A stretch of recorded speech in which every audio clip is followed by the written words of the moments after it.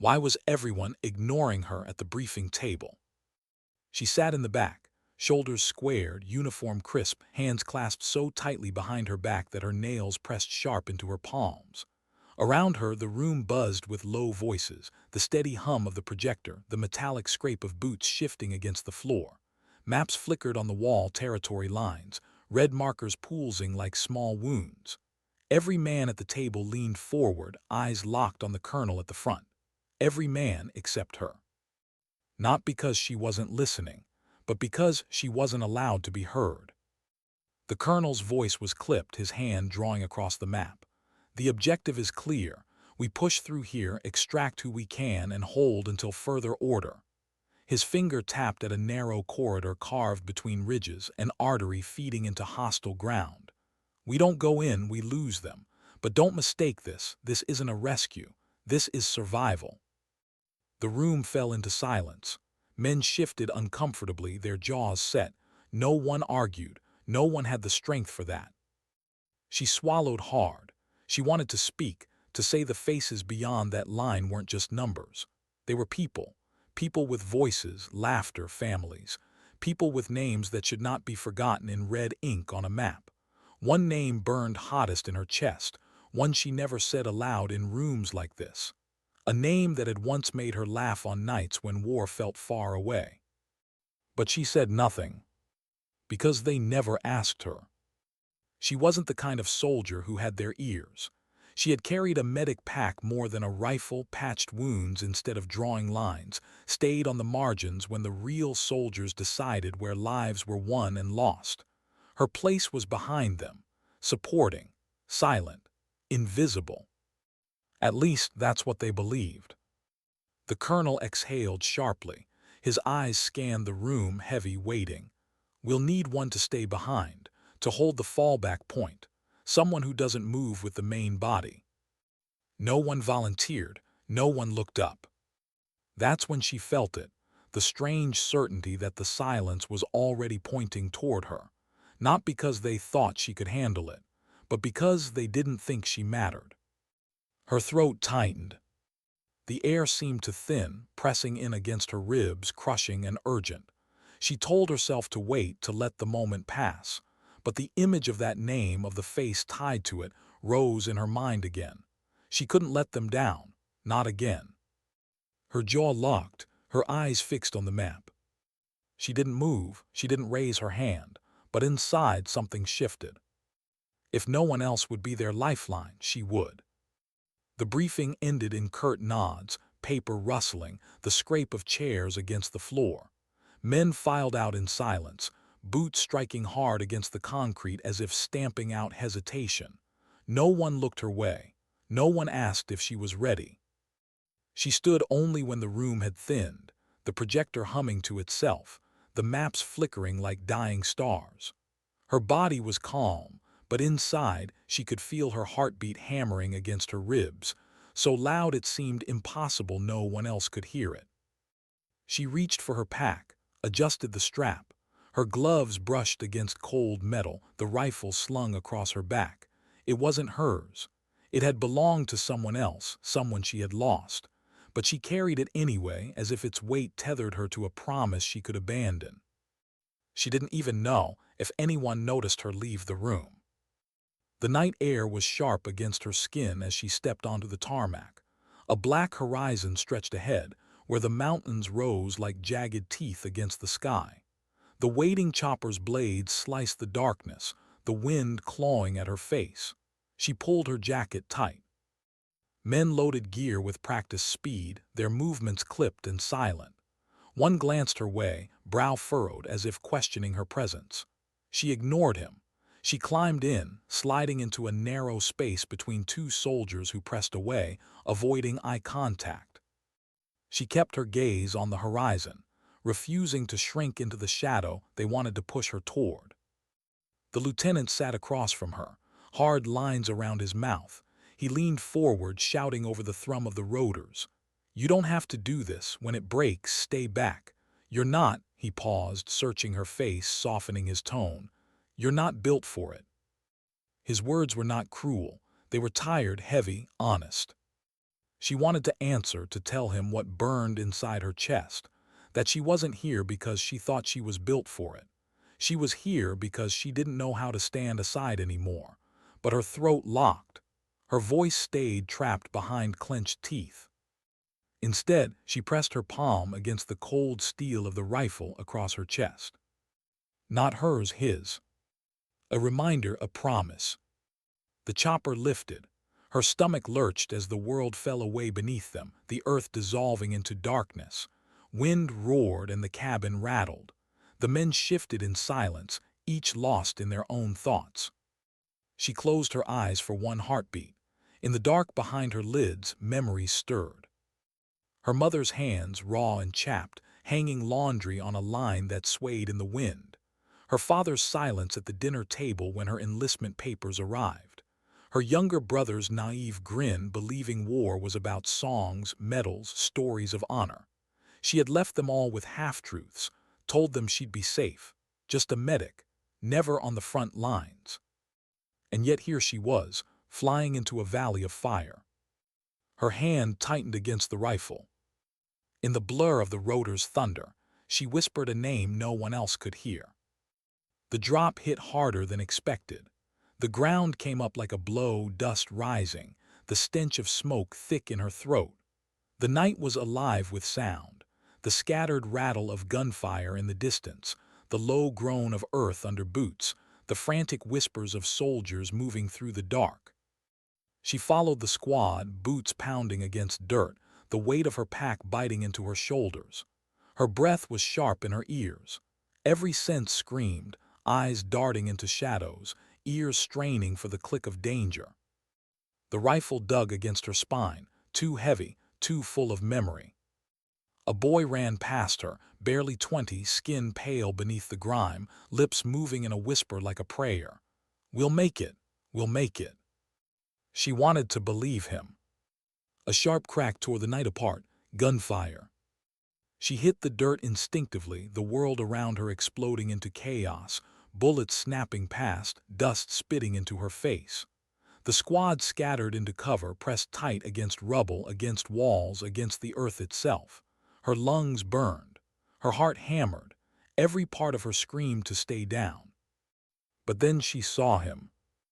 A figure in the open, clutching a leg torn by shrapnel. His voice was weak, breaking, calling for help. No one moved, too dangerous, too exposed. The orders were clear, hold position. Her mind froze, her body shook, but something deeper, something fierce, rose against the fear. Her boots moved before her thoughts caught up. She broke cover. Bullets snapped past her ears, dirt exploded against her face. The ground shook with violence, but she didn't stop, didn't look back. Her body surged forward, a raw defiance carrying her into the fire. She reached him, blood slick against her gloves, hot, sticky, terrifying. His eyes were wide with shock. His hand grabbed weakly at her sleeve. She dragged him, step by brutal step, pulling, gasping, refusing to let go. The world blurred into sound and pain. And then cover, the wall at their backs. Her body collapsing beside his, her chest heaving, lungs burning. His hand gripped hers, trembling, desperate. "Thank you." Just 2 words, small, fragile, but they broke something open inside her. For the first time, someone had seen her. The night stretched on. The mission unraveled around them, shifting like sand, plans dissolving with every burst of fire. But something had changed. Each time someone fell, her hands reached. Each time the line buckled, she stepped into it. No one asked her to. No one told her to, but they began to glance her way differently now. The nods, the small gestures, the unspoken trust forming between breaths. It wasn't respect yet, but it was survival. And in the flicker of firelight, beneath the thunder of war, she felt it, her heart refusing to stand aside. She was no longer invisible. Not anymore. The night pressed heavier as they moved, shadows swallowing their every step. The valley stretched like a graveyard, silent one moment, exploding with fire the next. Every soldier carried weight, but she carried more. because her decision to break cover had not only saved a man's life, it had left something lingering in the air. They looked at her differently now, not with warmth, not yet with trust, but differently.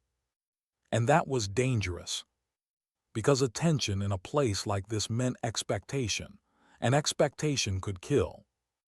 The lieutenant caught her eye as they regrouped behind a crumbled wall, his face streaked with sweat and grime. For a long second he didn't look away. The man she dragged to safety lay behind them, whispering half-conscious words, his chest rising in ragged bursts. She could feel the lieutenant's stare pressing like a question. Why? She didn't answer. She kept her eyes forward. The squad leader raised his hand. Silence, then motion. They pressed on. The terrain grew worse. Rubble beneath their boots, the ground soft with ash, the air thick with smoke that stung her lungs. Every breath tasted of fire. Every sound echoed in her chest, amplified by the fear she refused to show. She thought of home again because memory had a cruel way of surfacing when silence stretched too long. She remembered the day she left, the kitchen dim, the hum of the old fridge filling the space where words should have been. Her mother had stood at the sink, hands wet, eyes red but dry of tears. Her father had stayed at the table, jaw clenched, staring at the wall. Neither tried to stop her.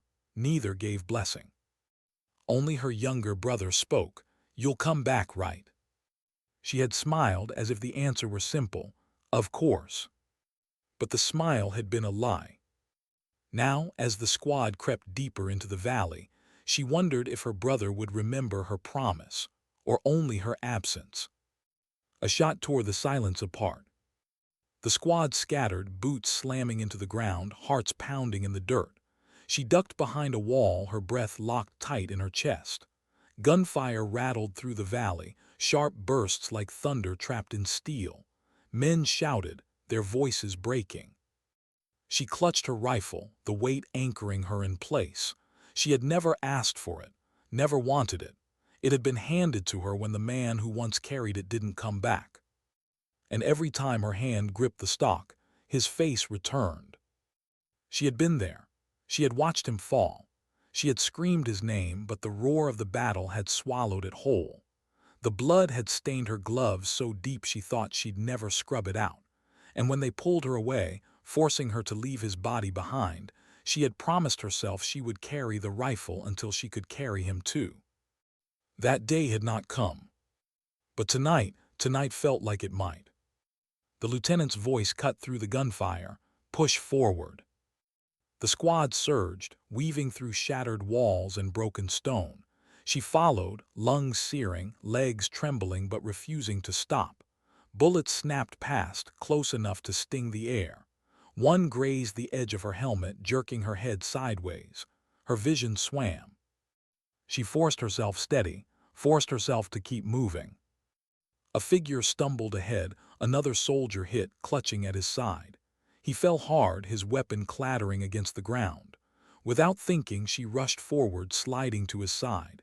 His breath was shallow, his eyes wild with fear. "Stay with me," she whispered, though the roar around them made the words almost vanish. Her hands moved fast, pressing bandages against torn flesh, sealing, tightening, refusing to let death win this one. His gaze locked on hers. "Why you?" She didn't answer. She just kept working, her gloves slick, her body trembling but controlled. By the time she finished, the others had pushed further ahead, their shadows flickering in the chaos. She dragged him back inch by inch until cover embraced them. And then silence again. The gunfire shifted, pulling forward, the echoes fatting. She slumped against the wall, chest heaving, sweat dripping into her eyes. The soldier she saved reached for her hand, weak but steady. He didn't speak. He didn't have to. His grip said enough. Two now. 2 lives tethered to her will. But how many more could she carry? Hours blurred. The mission unraveled like thread in the dark. Every plan dissolved under fire, every direction twisted by sudden violence. They pressed deeper into the valley, chasing ghosts, following fragments of orders whispered over the crackle of failing radios. At some point, She lost count of how many she had patched, how many she had dragged, how many times she had stepped into the space no one else dared to. And each time she told herself the same thing, one more, just one more. But her body began to betray her. Muscles burned, hands shook, her knees trembled under the weight of men heavier than her frame. Her breath came in shallow bursts that never seemed to fill her lungs. She wanted to stop. God, she wanted to stop. But when she closed her eyes, she saw his face again. The man whose rifle she carried, the one she had left behind, the one she had promised to bring home. Stopping was not an option, not until that promise was kept. The lieutenant found her during a lull when the squad pressed into the shadow of a broken building, the night eerily quiet around them. He crouched beside her, his voice low, stripped of the harshness it carried before. "You keep this up," he said, "you won't make it through." She didn't look at him. She tightened a bandage on her arm where shrapnel had grazed, her gloves stained dark. He sighed, leaning back against the wall. For a moment he looked less like a soldier and more like a man too tired to keep pretending. "I used to think bravery was about running toward the fire. Turns out," he trailed off, his eyes drifting to the wounded soldier resting nearby. "Maybe it's about staying when you want to run." She finally glanced at him, but didn't answer. Because what could she say? That she wasn't brave, that she was terrified with every step, that every time she dragged someone out of the dark, she felt like she was sinking deeper into it herself. Her silence seemed to answer for her. The lieutenant nodded slowly, as if he understood anyway. The radio hissed, a broken voice cut through static, orders, new movement. The lieutenant rose, time to go. She followed, though her body begged her not to. Dawn threatened the horizon when they reached the edge of the valley. The sky was a bruise of purple and gray, light pressing timidly through the smoke. They were close now, the objective just beyond, though no one could say what waited. Her boots dragged, her body was raw with exhaustion, every muscle screamed, but her heart, it refused to break. They crept into the open, the silence heavier than any gunfire. Every shadow seemed alive, every breath felt borrowed. And then, without warning, the world erupted. A storm of fire, gunshots raining down from unseen ridges, explosions tearing the ground. The squad scattered, voices lost in the chaos. She dove behind cover, her hands shaking, her ears ringing. Dust filled her lungs. But above the roar she heard it cries, human, familiar, not soldiers, civilians. The ones they had come for. Her chest tightened, her throat closed. They were alive. And they were trapped in the storm. She looked to the lieutenant. His face was pale, eyes darting, mind racing with calculation. But no words came, no orders. For one terrible second, the entire squad froze. And in that silence she understood. It wasn't that they wouldn't move, it was that they couldn't. But she could. Her heart pounded against her ribs, her breath sharp, her body trembling.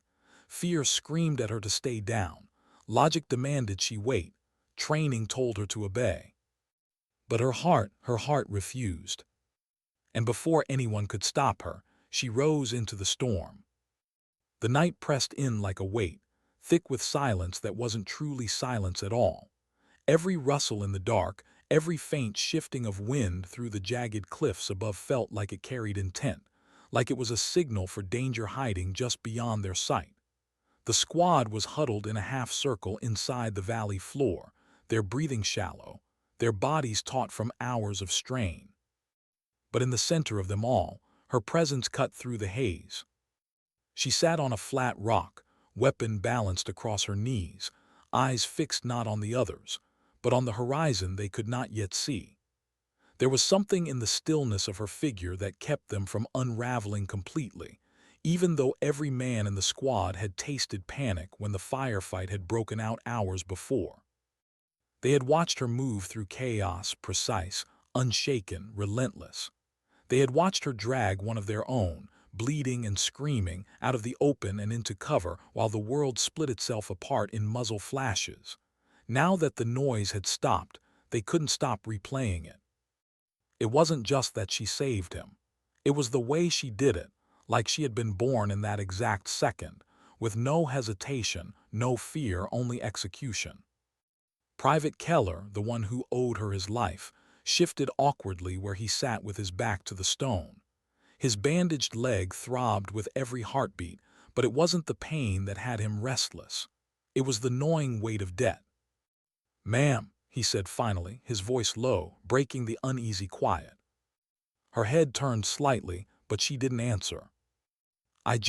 His throat tightened.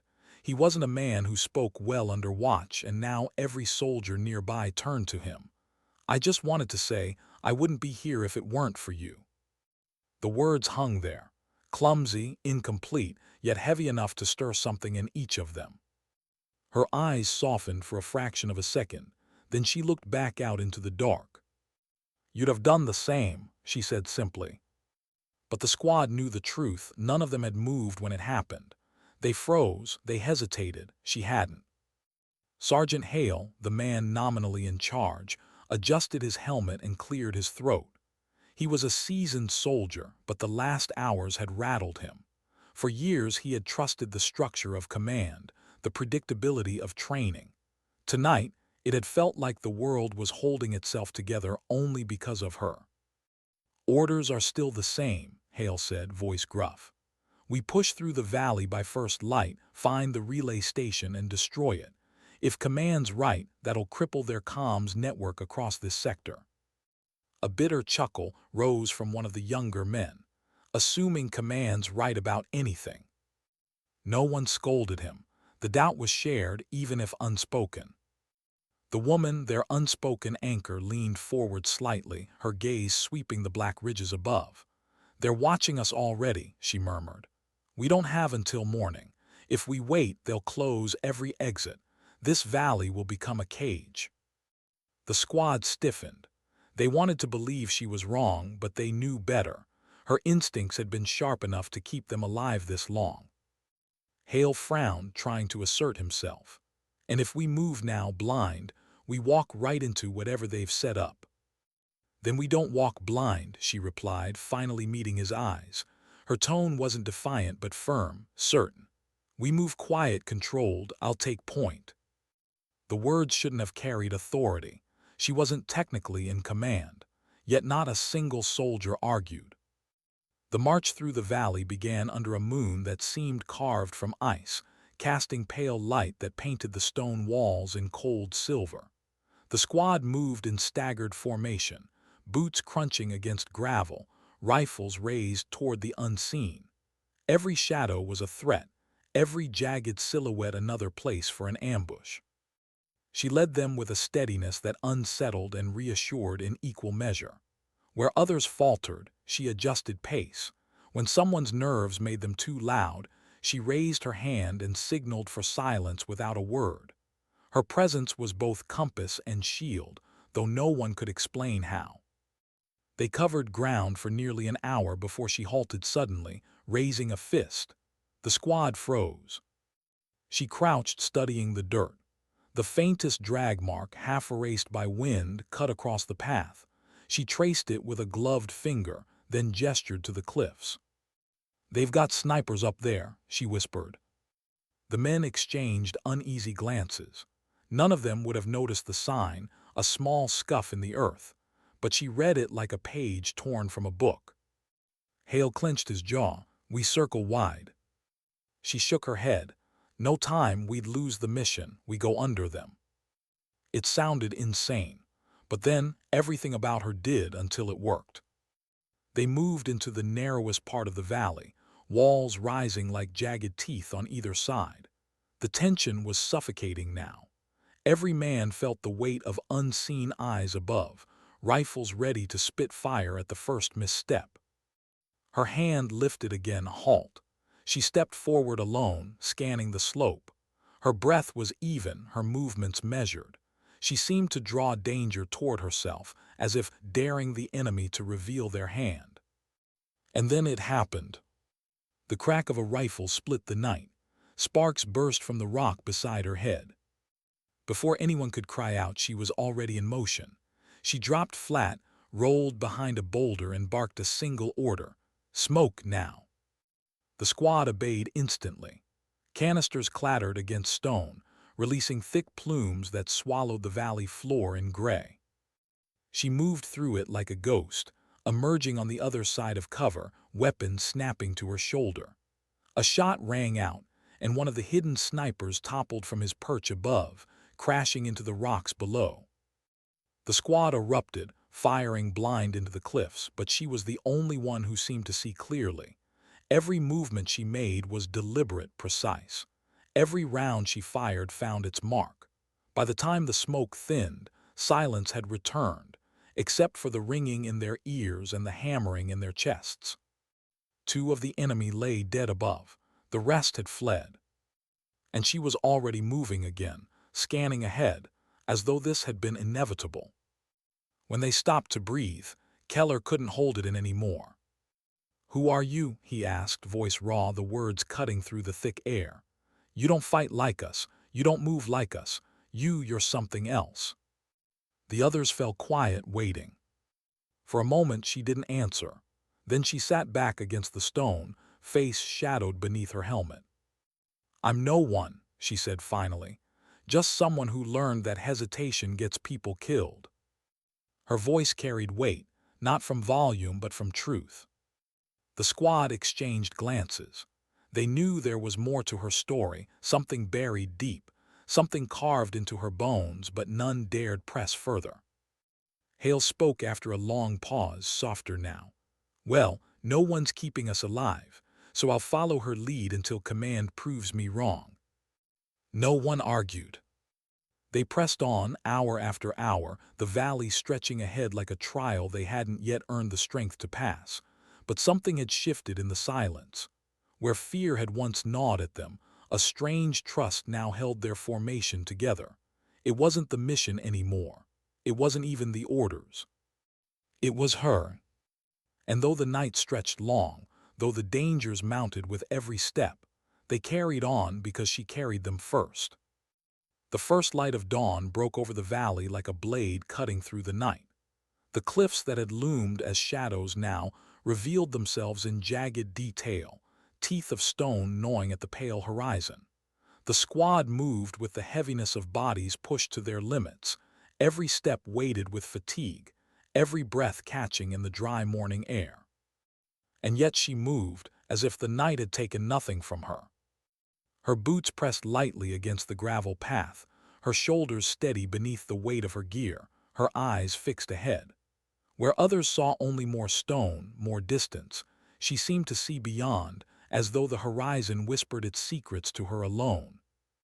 Private Keller limped at the rear, leaning on Corporal Diaz for support. His wound burned, but not enough to silence the gnawing thought that had been clawing at him since the firefight with the snipers. He had asked who she was. She had answered with almost nothing. But no one was an answer. The relay station was close now. Intelligence had said it lay at the valley's far end, a fortress of steel and signal, its towers piercing the sky like skeletal fingers. It was the beating heart of the enemy's communications, and if they destroyed it, entire operations across the sector would collapse into silence. That was the mission. At least, that was what command had told them. But after the last 24 hours, the squad's faith in command was cracking. Too many variables hadn't matched. Too many traps had waited in places they should have been safe. Sergeant Hale trudged near the front, jaw clenched. He had led missions before, hard ones, dangerous ones. But this felt different. It wasn't just the enemy waiting around every bend. It was the sense that they were being fed into something larger, something unseen. He caught her gaze once when she glanced back to check their spacing. In that fleeting moment he saw it. She already knew. She wasn't just wary of the enemy. She was wary of the orders that had sent them here in the first place. By mid-morning, the valley widened into a plateau, and the first glimpse of the station appeared on the horizon. It was smaller than Hale expected, not a sprawling fortress, but a compact, efficient structure clinging to the cliffside. A single tower rose high above it, bristling with antennae that pulsed faintly in the sunlight.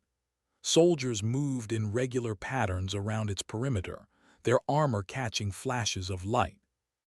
Hale raised his fist, and the squad dropped low among the rocks. "There it is," he whispered, voice gravelly. "Target in sight." The men exchanged glances, relief mixed with dread. Reaching the station meant the mission's end was near, but it also meant their hardest fight was just ahead. She crouched at Hale's side, eyes narrowing as she studied the tower.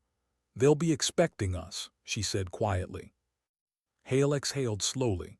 "Yeah, the question is how much." "Too much," she answered without hesitation. Her certainty unsettled them, but not enough to dismiss it. The squad rested in silence, hidden among the rocks. Some chewed ration bars, though most had no appetite.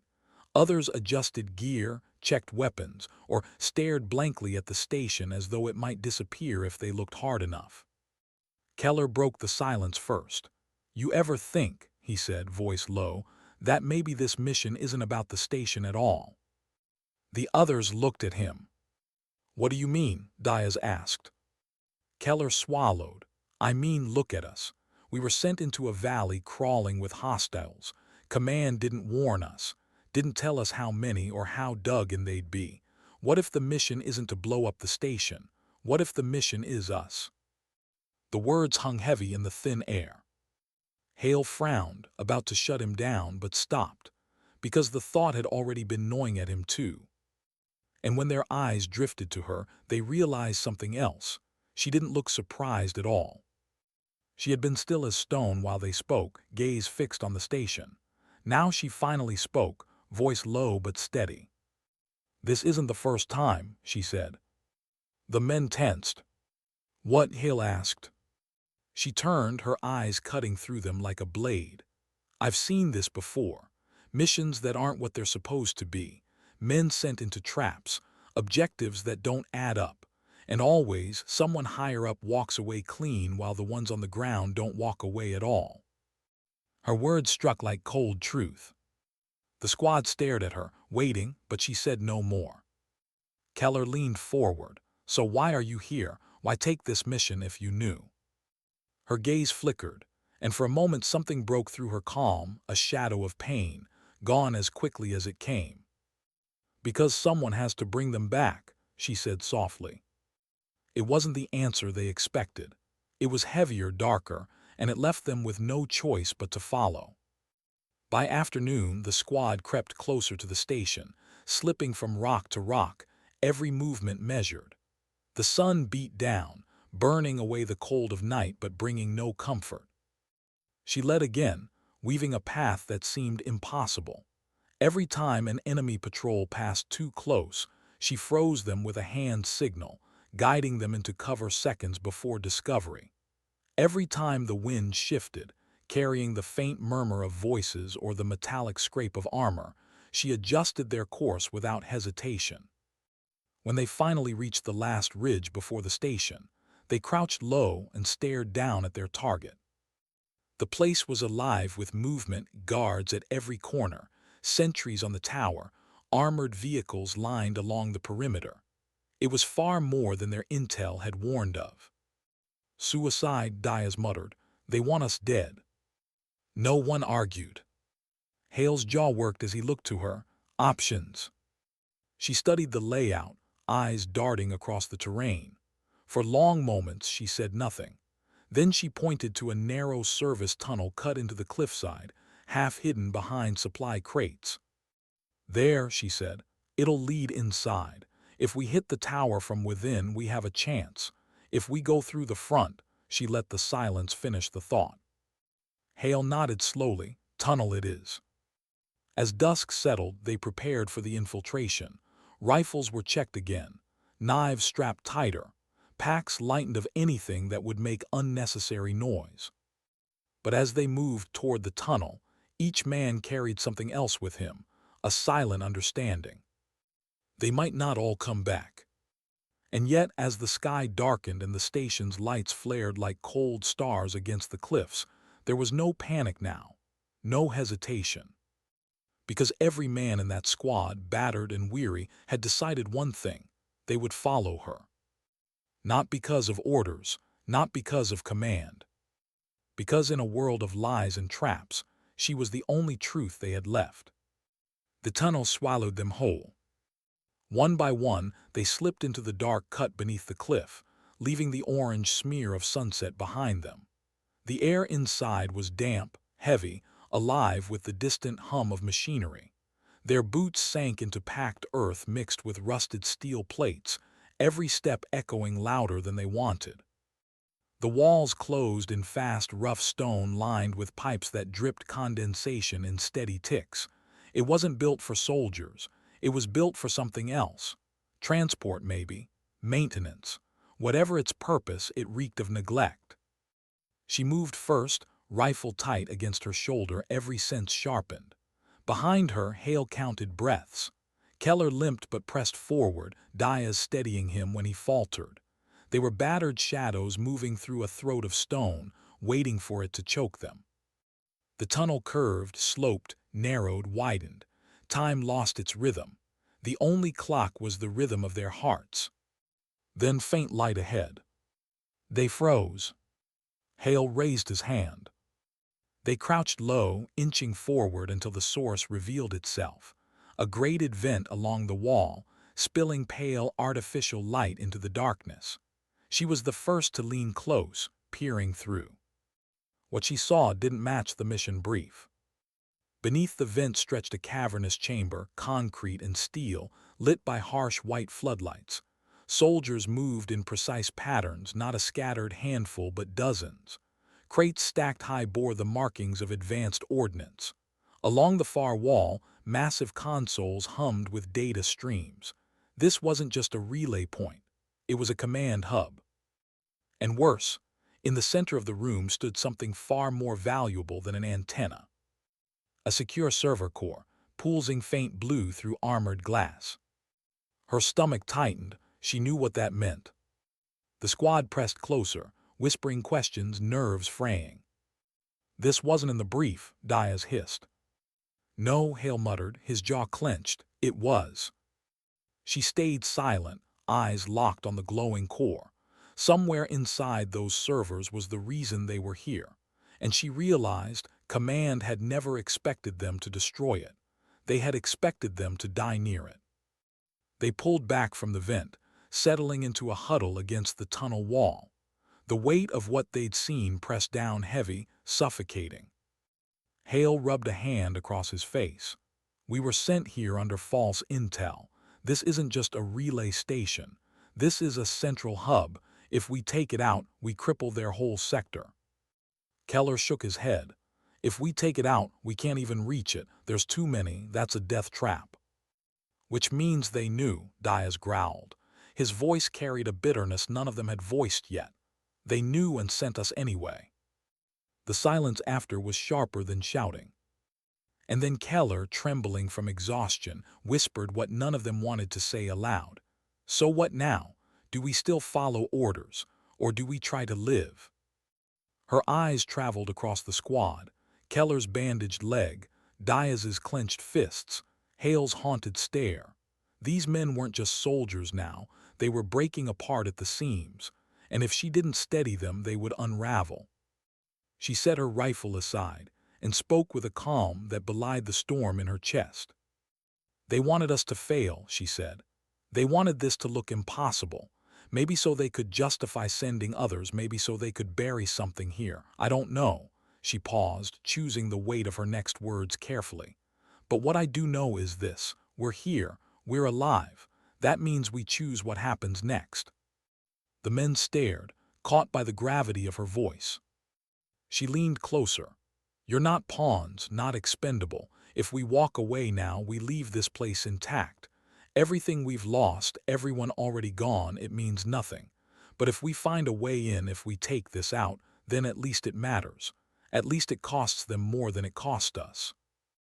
It wasn't a speech. It was truth spoken raw, and for a moment it was enough to silence doubt. Hale studied her, something shifting behind his eyes. He had seen leaders bluff and posture. This wasn't that. This was someone willing to bleed alongside them, not above them. Finally he nodded. Then we make it matter. The plan came together in hushed fragments, drawn on the tunnel's dirt floor with the tip of her knife. Diaz and Keller would create a diversion near the southern service gate, drawing guards away. Hale would lead the push through the maintenance corridor revealed by the vent. She would go for the core directly, planting the charges. It was thin, risky, almost foolish. But it was theirs. And that made it worth more than orders.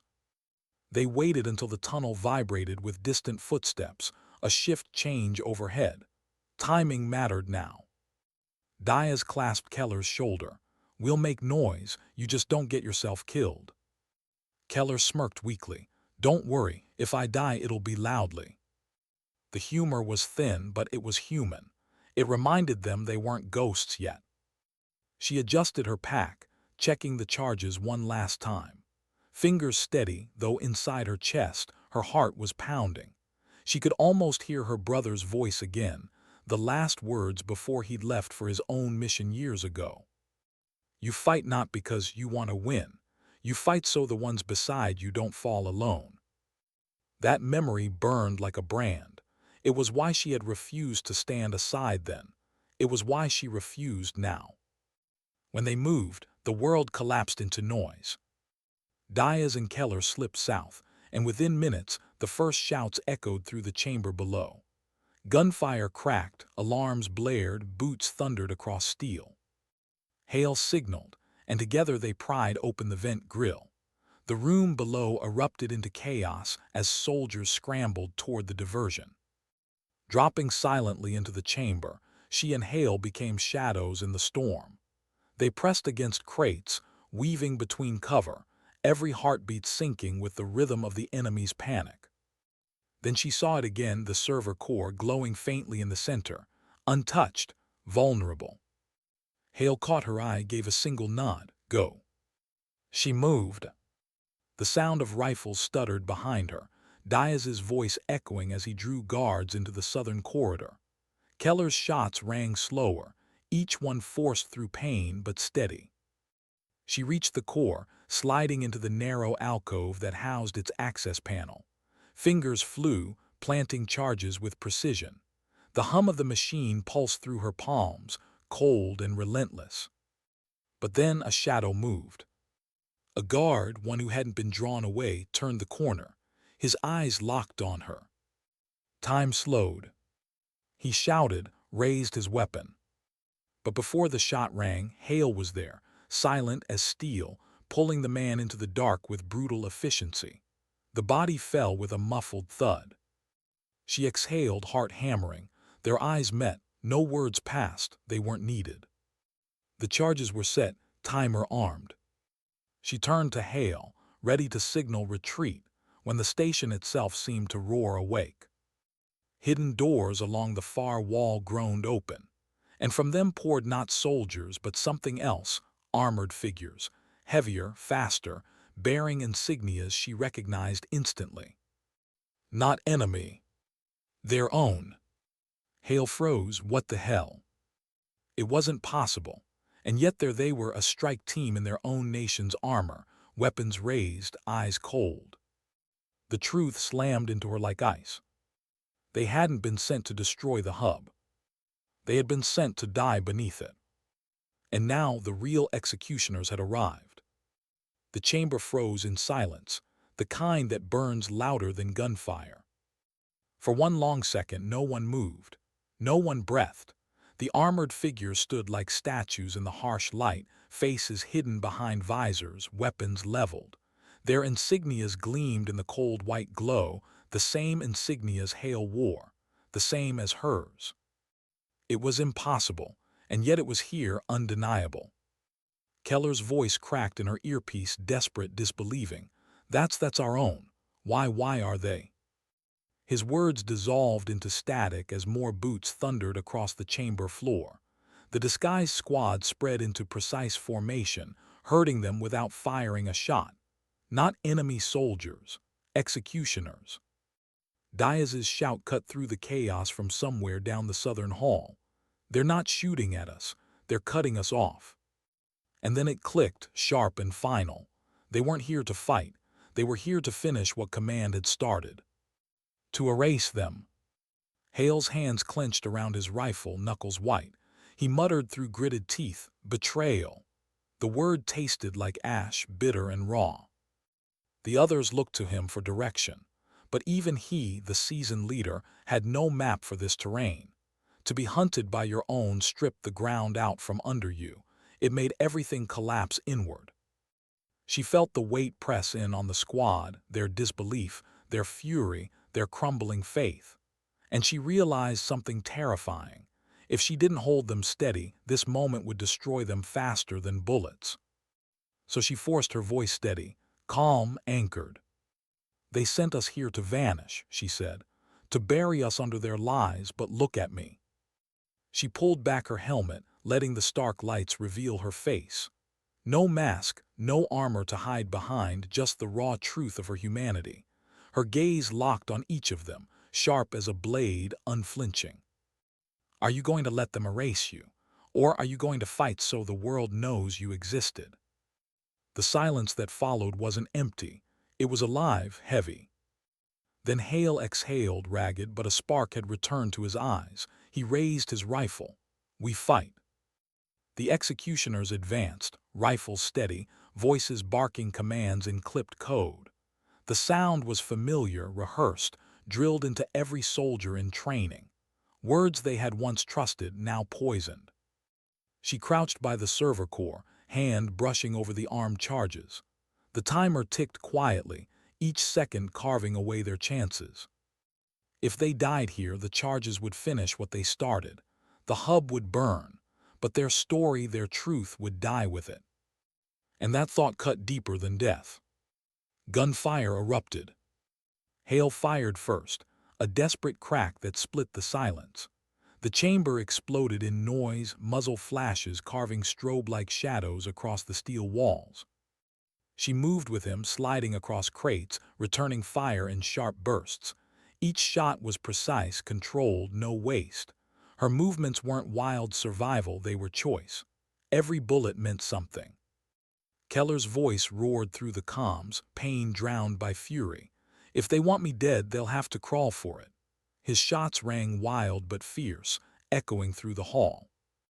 Diaz backed him, curses tangled with the rhythm of gunfire. "Come on, then. You wear our flag, but you ain't ours." The clash wasn't just physical. It was moral. It was betrayal laid bare, brother against brother. And in that storm, she was the calm center. She darted low, sliding into cover near Hale. His face was streaked with sweat and grime, eyes blazing with fury. "You knew something like this," he hissed between shots. It wasn't an accusation, it was recognition. She met his stare, unflinching. "I've seen it before. Not this exact, but close enough. When the mission doesn't add up, it's never the enemy who finishes it. It's the ones you trusted." His jaw tightened, but instead of breaking, he steadied. "Then we finish it our way." She nodded once, "Our way." The firefight surged, bullets ricocheting, sparks biting into steel. Smoke curled in bitter streams. The enemy, their own, moved like a machine, coordinated, disciplined. For every one they dropped, another pressed forward. But the squad held, not with perfect precision, not with flawless strategy. With will. With refusal. Because in their hearts this wasn't just survival, it was defiance. A grenade clattered across the floor, its metallic rattle slicing through the chaos. She saw it first, instincts firing. Without thought she dove, scooping it up with both hands. In one fluid motion she hurled it back across the chamber. The explosion ripped the air in two, sending shockwaves through the room. The blast took two of the armored figures with it, their bodies thrown against the far wall. When the dust cleared, she was on her knees, ears ringing, chest heaving. Hale's hand gripped her arm, pulling her back up. His eyes burned with something different now, not suspicion, not doubt. Respect. But for every small victory, the pressure mounted. Keller's breathing grew ragged, his leg buckling under strain. Diaz bled from a cut across his temple, blood soaking his collar. Hale staggered once, then forced himself upright, teeth bared. And she carried all their weight in her silence, refusing to crumble, refusing to let them see fear. Because if she cracked, they would fall. The server core glowed brighter, as though mocking them. The charges ticked closer to detonation, their beeping swallowed by the storm of combat. She pressed closer to it, protecting it with her own body even as bullets sparked around her. It wasn't just a machine anymore. It was meaning, proof, evidence of the betrayal that had sent them here. If it was destroyed without anyone knowing, then their deaths would be written as failure. But if they could survive just long enough, if they could send one signal, one word beyond this valley, then the lie wouldn't hold. Her mind burned with the possibility. Not survival, legacy. A voice boomed through the chamber, amplified, cold, familiar. Stand down. Every soldier froze, if only for a heartbeat. She knew that voice. Command. Not through the radio, not from some faraway base, here in the flesh. Her blood chilled. This was no distant betrayal, it was personal. The armored figures parted, and through them stepped a man in full dress, helmet off, face stern. His insignia gleamed brighter than the rest. Authority incarnate. Her chest tightened, she knew his face, knew his name. And she remembered the day her brother had left for his final mission. The officer who had sent him with a reassuring smile and promises of safety. The same man now standing before her, telling her to kneel. The truth hit like a blade. Her brother hadn't fallen to the enemy. He had fallen to this man's orders. And now he was here to bury her too. The squad looked at her, eyes wide, waiting. Rage trembled in Hale's shoulders, but he didn't move. Diaz's rifle shook in his hands, but he didn't fire. The air burned with waiting. She stepped forward, slow, deliberate, her boots echoing against the steel. The officer's gaze locked on hers, unwavering. Her voice was quiet, steady, cutting through the smoke. You already killed my brother. The officer flinched just barely, a shadow of recognition buried quick. And now, she said, lifting her rifle, you think you'll kill me too. Her finger tightened on the trigger. The squad held their breath. The world paused, balanced on the knife's edge. The squad looked at her, eyes wide, waiting. Rage trembled in Hale's shoulders, but he didn't move. Diaz's rifle shook in his hands, but he didn't fire. The air burned with waiting. She stepped forward, slow, deliberate, her boots echoing against the steel. The officer's gaze locked on hers, unwavering. Her voice was quiet, steady, cutting through the smoke. You already killed my brother. The officer flinched just barely, a shadow of recognition buried quick. And now, she said, lifting her rifle, you think you'll kill me too. Her finger tightened on the trigger. The squad held their breath. The world paused, balanced on the knife's edge. But in that frozen second, memory hit her harder than recoil ever could. Her brother's laugh on a winter morning, his hand on her shoulder when she wore the uniform for the first time. His last message, short, unfinished, his voice raw with exhaustion. Don't let them break you. The words clung to her chest like a weight and a lifeline all at once. Her finger hovered, trembling. For one aching beat, she imagined the trigger breaking, the officer's body falling, the rush of justice. Or was it revenge? The two tangled in ways she could barely separate. Then a whisper inside her, if you shoot him now, what changes? Her breath slowed. The world sharpened. The smoke, the faint hum of distant engines, the metallic tang of blood still drying on the floor. She exhaled, lowered the rifle. A ripple went through the squad, confusion, disbelief, maybe relief. Hale's jaw flexed like he wanted to shout, but no sound came. Diaz blinked, his shoulders dropping. The officer sneered, a flicker of triumph crossing his face. "You don't have the strength." She tilted her head, eyes narrowing. Her voice was steady. "Strength isn't pulling the trigger. Strength is knowing when not to." The silence that followed was heavier than any gunfire. She motioned sharply and the squad moved, ropes tightened, restraints secured. The officer was dragged to the far side of the room, hands bound, stripped of rank and weapon. His smirk faltered when he realized he wasn't walking out free, wasn't being executed either. He was being made irrelevant. As the squad secured the space, she sank against the wall, her rifle resting across her knees. Her chest heaved, but she forced the air slow, deliberate, controlled. Hale crouched near her, sweat streaking his dirt-covered face. "Why didn't you do it?" His voice cracked. "After everything, why let him live?" Her eyes met his. "Because if I kill him for my brother, I'm not leading anymore. I'm just bleeding with the rest of you." Hale looked away, jaw tight, but something in his expression softened. Not forgiveness. Not yet. But the start of something less jagged. Diaz knelt on her other side, his voice quiet. "You scare me sometimes." She almost laughed, almost. "Me too." For a moment they sat in the dim light, surrounded by the faint clatter of gear, the rustle of movement. A rare stillness, fragile and thin. But it couldn't last. The low rumble outside shattered it. Engines, heavy, more than one. The squad stiffened, ears strained, every man glanced to her. She rose, steady, shouldering her rifle once more. Through the cracked steel shutters, faint lights glowed in the valley below, circling, moving in patterns too deliberate for anything but reinforcements. Their window was closing. "Pack it up," she ordered, voice clipped.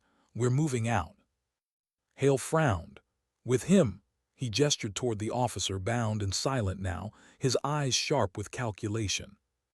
"Yes," she said, "alive." The squad exchanged looks, but none argued. They fell into motion, hands quick, movements sure. As they prepared, she felt the officer's gaze boring into her back. She didn't turn, didn't give him the satisfaction. But inside, something twisted. Keeping him alive meant carrying the weight of her choice. He was proof she hadn't avenged her brother, proof she still could if she wanted to. They slipped out into the night. The valley air was sharp, biting against sweat-dampened skin. The stars above were faint through smoke drifting from the south, and the faint orange glow on the horizon reminded them that fire still burned somewhere unseen. Their boots crunched softly against the earth, every sound magnified by silence. Halfway down the slope, Diaz whispered, "We'll never outrun them, not with him." "We're not running," she said. "We're surviving." He wanted to ask what that meant. She could feel the question in his silence, but he didn't. They reached a ridge, crouching low, peering down at the valley. Convoys rolled in, black shapes against the pale dust, engines growling like predators circling prey. Searchlights swept in arcs, long and merciless. Hale muttered a curse. "They know we're still here." She scanned the terrain, her eyes tracing every shadow, every line of escape. Her chest tightened. The noose was closing. Then Diaz whispered, "We can fight." She shook her head, "Not yet." "Then when?" His voice cracked, raw, desperate. She turned to him, her gaze steady. "When it means something, when the choice is ours, not theirs." The words hung in the air. The squad shifted, uneasy, but they didn't push further. They huddled close, gear pressed tight, breath slow. The officer sat bound, silent, his face unreadable in the dim light. But she caught it, the faint curve of his mouth. He thought he'd already won. Her stomach nodded, maybe he had. But then she remembered her brother's voice again. "Don't let them break you." Her jaw clenched, "Not tonight, not here." Hours passed like minutes. The convoy settled below, soldiers spreading, searching. The squad waited, shadows in the dark. Each second stretched until it felt like the earth itself was holding its breath. And in that silence something shifted. Hale leaned closer, his whisper rough. "You know, I had a daughter once. She'd be 13 now." Her chest tightened. He never spoke of his family. She liked stars, Hale continued, voice barely audible. Said they looked like holes poked in the sky. I promised her I'd come back and show her the world. His voice faltered. She never saw me again. The words fell like stones into the dark. Her throat ached, but she stayed quiet. Hale looked at her, eyes glinting. You carrying your brother, that's your weight, I carry mine. A pause, then he added softer, maybe that's why we're still breathing. She didn't answer, couldn't, but the truth lodged itself deep. The squad shifted again, every man lost in his own ghosts. Diaz hummed faintly, a tune too broken to name. Someone else muttered a prayer. And she sat there still, the officer's shadow heavy beside her, the night closing in, the valley crawling with enemies. Her finger brushed the edge of her rifle. She knew what was coming. Not tonight maybe, but soon. The fight would find them, the choice would come. And when it did, she wouldn't stand aside. Not anymore. The stars trembled faintly above, holes poked in the dark, and for the first time in days she let herself look at them, really look. Her brother's voice echoed once more. Don't let them break you. She whispered into the night, so softly only the wind carried it. I won't. And in the shadows, unseen, the first light of dawn began to edge against the horizon. Dawn crawled over the ridge like a secret the earth couldn't keep. Pale light slid across the valley, painting the steel of enemy trucks in muted silver. Engines still growled in the distance, but the searchlights were dimming. The night's hunt was ending, and the day's reckoning was about to begin. She crouched low on the ridge, her rifle cradled in her arms, eyes fixed on the horizon. The squad was silent behind her, their bodies stiff from the long wait, their nerves frayed to threads. No one had slept. No one dared. Every sound was sharper in the morning cold, the crunch of shifting boots, the metallic click of a safety, the ragged pull of breath. Even the officer's restrained movements were louder than they should have been. He shifted once, his binding scraping. She didn't look at him. Not yet. Her chest rose and fell slow, deliberate. She knew what the day demanded. She felt it humming in her bones like the air before a storm. Where now? Diaz asked, voice rough with fatigue. His eyes, bloodshot and sunken, held no illusions. We can't stay on this ridge. They'll sweep it at first light. She glanced back. The men were watching her, not with doubt anymore, not with resistance, with trust. A dangerous trust because she wasn't sure she deserved it. Her voice was steady anyway. We hold until they come too close, then we draw them in. Hale frowned. That's not an escape plan, that's a stand. She nodded once. It's both. The squad shifted uneasily, but none argued. They understood. Running was over. The valley floor stirred with movement, figures spilling out of trucks, black silhouettes fanning across the dirt. She counted silently. Too many, far too many. Her pulse didn't quicken, not anymore. Fear had burned itself out somewhere in the night. What remained was something harder, quieter, a bone-deep clarity. She motioned the squad into position. The ridge became their line, shallow cover carved by wind and time. Each soldier slid behind rock, laying their rifles across the stone, magazines checked twice, safeties eased. She lowered herself last, eyes never leaving the officer as he crouched bound at the rear. He stared back at her, gaze sharp with something between hatred and fascination. You can't stop them, he murmured. His voice was low, meant only for her. They'll swallow you whole. She leaned closer, her words a whisper edged with steel. Then we choke them on the way down. The officer's smirk faltered, but only slightly. The first shots cracked the dawn. Hale's rifle barked, the bullet punching through the chest of a soldier below. Diaz fired next, the report echoing across the ridge. Then the world erupted. Enemy troops scattered, shouts rising, rifles snapping upward. Muzzle flashes flared in the valley, lighting dust and smoke in bursts of orange. Bullets slammed into the ridge, shards of stone biting their skin. She sighted down her rifle, breath tight and squeezed. A soldier dropped, rifle clattering. She shifted, fired again, another silhouette crumpling. The squad fought with desperate precision, each man carving survival out of the storm. Hale's curses tore through the roar of gunfire. Daya's muttered prayers between bursts.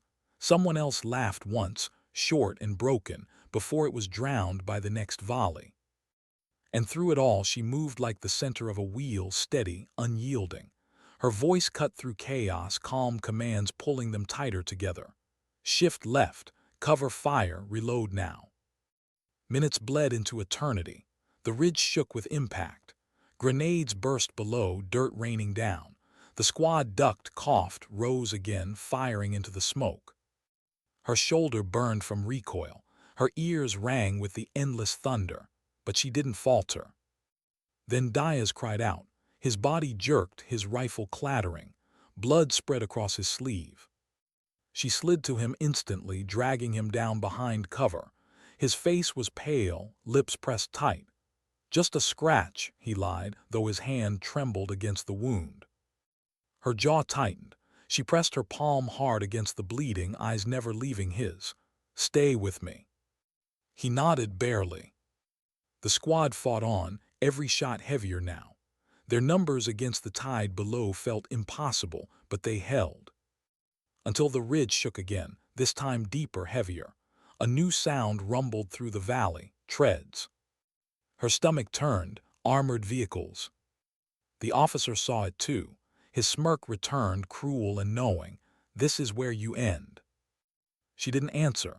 She rose, eyes fixed on the smoke, where dark hulking shapes began to emerge.